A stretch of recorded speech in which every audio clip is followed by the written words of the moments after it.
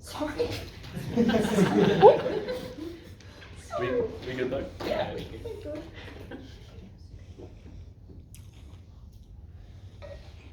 Fundamentally, people deserve the right to choose how they live their lives. They deserve the right to move where they want to, but more than that, they have the right to move in a way that dictates the way that their life will go. Which means then that at the outset, this negative team has to have a damn good reason in order to restrict these people's fundamental rights. First thing on setup is just to explain that China is implementing this policy to stop people moving and they're doing it in this specific way because it's cheap and coercive. The amount of political capital that is required to do something that is this, punitive, means that China has an extremely revealed preference to do this sort of policy, which is to keep people out of urban areas and in rural areas, which then explains that in the absence of this particular mechanism to enforce this preference, they will do other things like develop these areas more, but in the absence of that, we'll still prove that this is better than doing nothing at all. So, on the principle then, we just explained that people have freedom of movement because you need to use your life in the way that you want to, where you work and where you live. And it's not just the movement, like the physical movement of moving from one place to another, but it is fundamentally deciding your life choices, the industry that you want to go to, the type of school that you want your child to go to. These are fundamental rights of movement that all people should be entitled to. But additionally, it is just the case in some instances where you can literally live on the border of the boundary, and on literally the other side of that boundary, there are prospects of prospects of better schools, more job opportunities, and we explain to you that the fact that there is a potential discrepancy, and that discrepancy being arbitrary, that means that this principle infringement is just really really blatantly bad. Which means then that when negative needs to prove an extraordinary harm in order to infringe upon this right, which is so important to literally every single person, probably you as well, panel.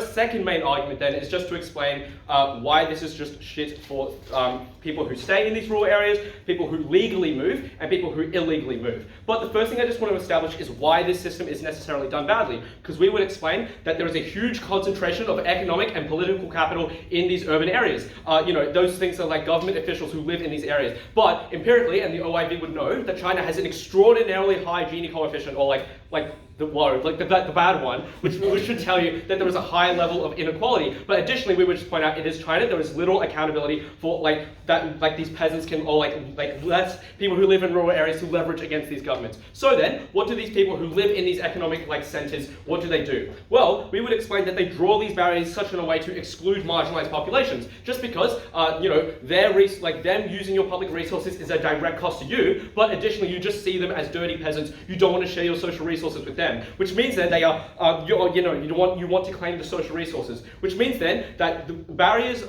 you draw the barriers in such a way that excludes the most amount of people possible, which means that you are able to claim the benefits of public medicine, public education, etc. So then, on to the first group about if these people stay in these rural areas, why does it necessarily suck for them? Because we explain that you just get the worst version of all these public resources. You don't have there is just a lack of job opportunities because there aren't as many diverse labor needs in rural areas, and we would explain that a lot of China's population are under these terrible conditions. The second group then is the people who moved into the city or moved legally. And we would explain at the outset, the process of this movement is extremely arduous because it takes a lot of bureaucracy that these people have to manage through. Notably, a lot of these people aren't well educated, which means they don't have the information to navigate these bureaucratic processes. But additionally, it just takes a huge amount of time and money, which is an instant harm that these people have to, an instant harm these people have to cop. We would explain then that people who moved legally into these cities are black marked as second-class citizens. Because if they are able to move to a city, they are moved to these ghost cities where, these cities that are empty and have no job prospects at all. Or if they are in, even if they are in relatively well-off cities, they are deprioritized in social services, which means if you get injured and you are waiting in a hospital line, you are automatically moved to the bottom of that queue because you came from a rural area. The reason why that is true is, again, because what we explain is that the people who draw these barriers, the people who establish the system, want to keep those social services to themselves, which explains to you then that that they have the incentive to permanently blackmark anyone who even is able to move into these cities. The third group of people is the people who move illegally. We would explain that the reason why they move illegally is because there are just more job opportunities in the city, which means then that, China has really strong familial obligations, which means then what that looks like probably is a father working in the city and sending remittances to their family in rural areas. Why is this necessarily terrible for these people? The first reason why is just that you are doing something illegal, which means then that you are sent to a prison. You are either fined to a huge degree, or because you can't pay that fine, you are then sent to a prison. But if you don't come into contact with law enforcement, it is still fundamentally terrible to you, because it means then that you aren't able to get legal jobs, which means that you are exposed to the most coercive form of jobs. That looks like extremely hard labor. That looks like prostitution. These types of jobs that these people are accessing are necessarily terrible. But secondly, you can't access public services, which means then that if you're injured in the job, if you have a fall at work, you literally cannot go to the hospital and have your needs looked after because you are there illegally. You're not allowed to access those services. But thirdly, if you get in trouble with crime gangs, or there is some offense committed against you, you are unable to go to the police to seek any sort of accountability or any that sort of stuff. Which means then that fundamentally that these people who are able to illegally move into these cities are exploited to shit. So then, why is the comparative better? The first reason why is just that these rural areas are improved. Let's say that negatives say, oh, but China is able to concentrate social services in these areas in order to make they might be able to say that because that's what the info slide says. We would explain that that is a symmetric incentive, right? At the point at which China is willing to increase government spending in these areas, it's unclear why they couldn't just extend that a little bit more. They can do this on our side. Which means then, as I pointed out in setup, China has a revealed preference to develop or to keep these people in these areas. So then, in the absence of this mechanism, they will just do things like have better regional development. That looks like increasing the public infrastructure and doing better social services. But that also looks like, giving tax cuts to corporations so they move to these areas. Or they are the Chinese government, you can fucking make them do that anyway. The second reason why the comparative is better, and this is in the absence of that improvement of rural areas, is just that people are rather tempered in their decisions. So if they're unlikely to move to the hugely populated cities like Shanghai and Beijing, they are more likely to move to their neighboring city, just because that's something that's more of a reasonable decision to make. And we want to also explain that this is not permanent, so even if they make a bad decision, they are still able to move back to an area that is preferable to them. So then, maybe these people are still moving to bad decisions, and as negative might flag, that they are moving to overcrowded cities that are, kind of overburdened with the amount of people that are living there. We explain that even if this is true, we explain that it is still preferable to completely abolish this system. Because why? Because one, you are still able to move back to your city because you have that freedom of movement. But secondly, you aren't suffering the hugely punitive forces, the hugely punitive criminal justice system. But thirdly, you're able to access those services. So maybe these services are kind of worse because there are a lot more people there. We would explain you just have access to them, which is obviously comparatively better to having no access to them. But fundamentally, at the end of that, if you don't believe that anything changes, you must believe that people have this fundamental right to movement, to decide how their lives should be lived, and for those reasons, you should ban this system.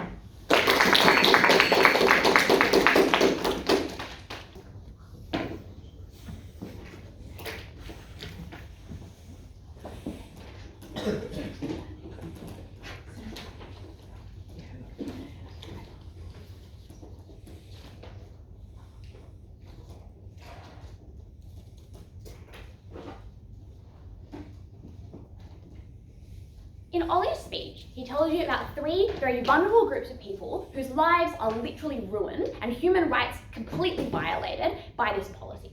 And he gets up and says that train rides in Beijing get a little bit worse, and resources that are always fraughtly shared, that are already fraughtly shared, are shared in a way that is perhaps somewhat less futile. She never gives you a weighing metric as to why you ought to care about the people who are comparatively more privileged, who already have access to opportunities in those cities, whose rights are comparatively more protected because they're already in places where they can self-actualize. She never gives a single reason why that stakeholder is more important than the people that we give you. We tell you the groups that we identify just are more important. First of all, it's the majority of people living in China. Secondly, it is particularly cruel and arbitrary to allow the area in which someone is randomly born into to dictate the course of their life, and to allow their life to be so much worse than other people who have been more lucky than them. That is why we win this debate. This negative team needs to be more comparative. 2 things in this speech then. First, on the principle and why we win this debate alone with freedom of movement, and then on the practical.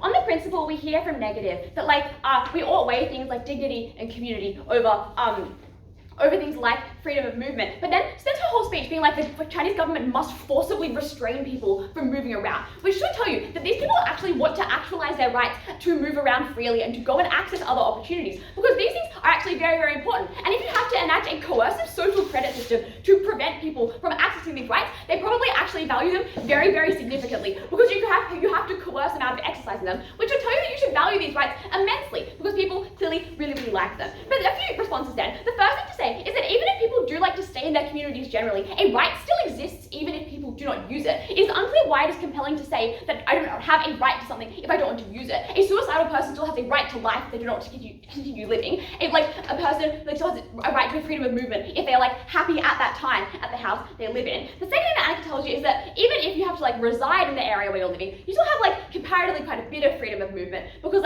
you can go on holiday and go to work. First of all, read the info slide. If you want to leave your area for more than 3 days, you have to apply for Chinese for approval from the CCP. We tell you that this approval is likely to be given in ways that are incredibly discriminatory.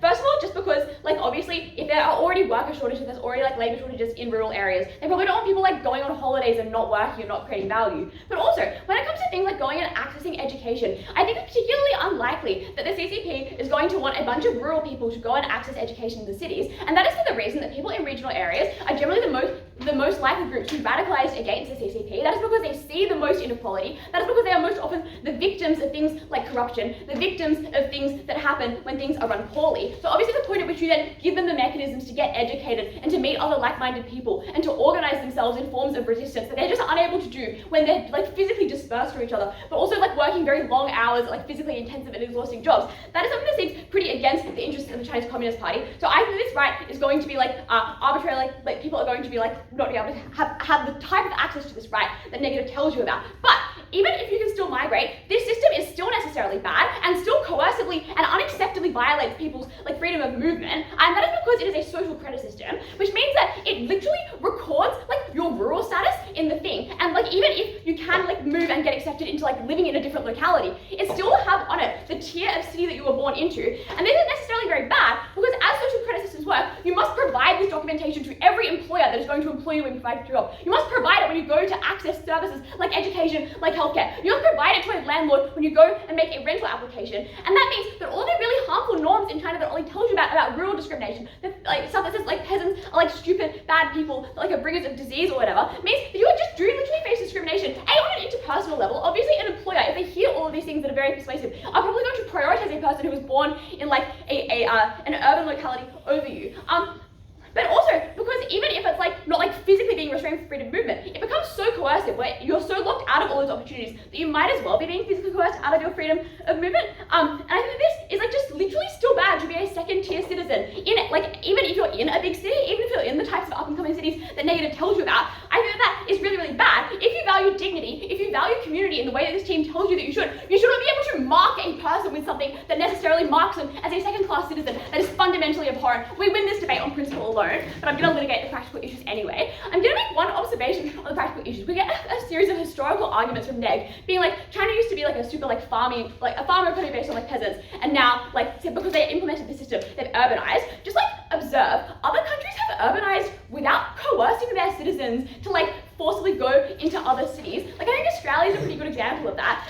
They make a historical argument that's but I think that is just a step from being well, there are other things. They invested in high tech, they invested in education. It's unclear why controlling freedom of movement was the tipping point. But also, the whole premise of our argument is that at the point at which you abolish this system, you remove the coercive tool that is forcing people. You necessarily require the Chinese government, it's unclear why their goal changes, right? They still clearly want their economy to be high tech, their economy to be productive. So the premise of our case is just you get rid of the CCP's stick and force them to give people carrots, so they incentivize them by doing things investing and creating really good job opportunities in third and fourth tier cities to actually incentivize people to go. It means they have to try and provide actually good services to incentivize people to stay in those areas. Maybe it means they give people stipends so they can afford to live in regional areas if the farming crop is ruined. And I think that it's just a far better system. Obviously hukou is quite a bad system. We ought to abolish it, replace it with something better, even if those goals are the same. Two things then are on the practical. First of all, I think that they're explaining why people are going to engage with the absence of this policy very well. The first thing to say here is that there are just some people who probably want to stay in their communities, and that's true just per the analysis that Ned gives you about how people have very strong family ties, but also for the reasons that it's just very, very costly to move your whole family across the country to a new city. You have to go and find a new job, you have to enroll your children in a new school, you have to buy new furniture, transport costs are very hard. But also, the skills of regional people are not necessarily the skills that are directly transferable to a big mega city like Beijing. It is far more likely that you go to a regional centre that is nearby you that has an agricultural manufacturing industry and you go and work there. Or, for example, you move to a smaller, the big city for a few years to go and access education, and then you return to the locality that you were from because you have those strong community ties there. You feel that obligation to community, but you can instead return there with that education or with the skills that you gained in the city, and that flips their argument on brain drain, right? Because the comparative under their side is that no one is ever able to access education in the first instance. There are literally no brains to drain, but it means that no one can ever return to those communities with the knowledge of having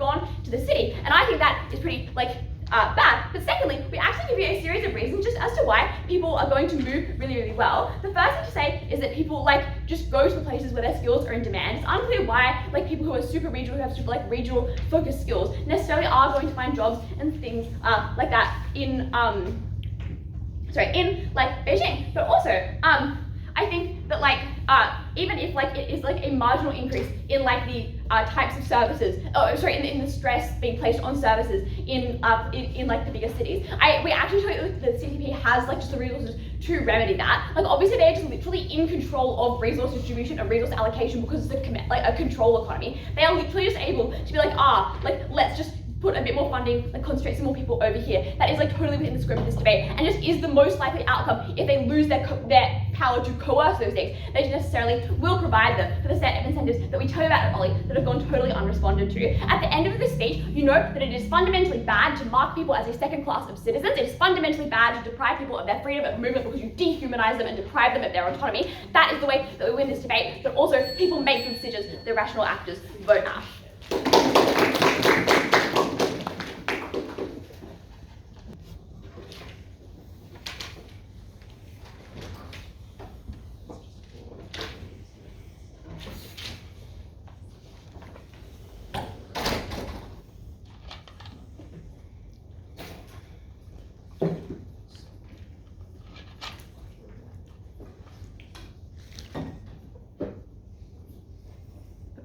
Side negative is they don't understand the very simple claim that wealth is geographically concentrated. The number of people who can go to university are people who accessed good schools, are people who could make it past 15 because they had good hospitals, who weren't pressured to, for example, giving up school and working in the fields as soon as possible. The problem was that China as it exists now is a world where the only people allowed to have wealth, allowed to have power, are people tied up in the CCP already, who gained that wealth due to those connections, who gained political power as a result of that. This proposed system is not a way to keep poorer people, making them better. It is a way to keep wealth as it is and to continue the exploitation of people in rural areas in order to fund that kind of lifestyle. This negative assumes the position of a lay person in Beijing when the debate is about the average rural person in China who, as we suggest, is most vulnerable, least privileged, and greatest in number. I'm going to do three things in this speech. First, I'm going to start with rural people, explain why there's an instant win on that, pitiful responses from side negative.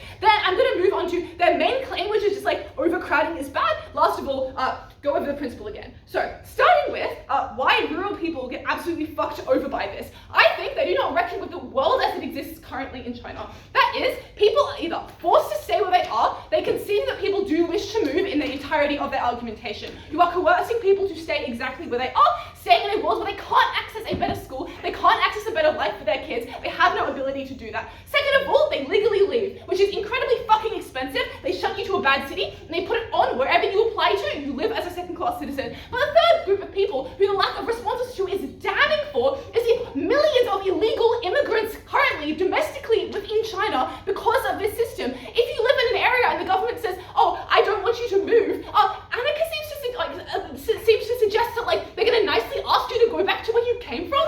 Excuse me, you wanted to move to this area. In order to force you back, there is use of force involved. There is, for example, in order to make a regulatory system work, you have to use violence. I don't understand why people would follow the system if you didn't. These are people who are subject to the violence of the state through this, who do get chucked in jail, do get things like fined, lots of money. Second of all, people who have to take